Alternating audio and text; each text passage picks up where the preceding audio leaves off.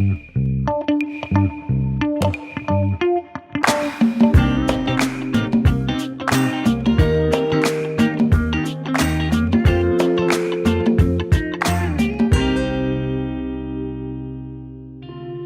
21 juin 1932, Marshall Walter Taylor, dit Major Taylor, s'éteint à Chicago à 53 ans.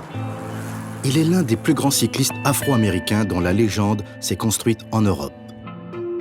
À l'âge de 12 ans, il reçoit son premier vélo d'un propriétaire de magasin de cycles pour faire des acrobaties en uniforme de soldat, d'où son surnom Major. L'année suivante, il remporte en amateur une première course et 2 ans plus tard, bat un premier record. À 18 ans, il devient professionnel, mais une véritable carrière en Amérique est impossible pour un Noir.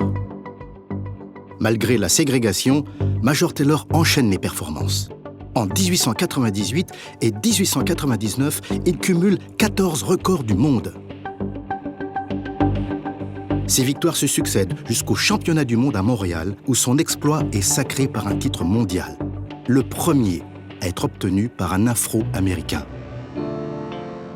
En 1901, Major Taylor, devenu une célébrité, mais aussi une cible pour les racistes blancs, part en Europe où il remporte de nombreux succès.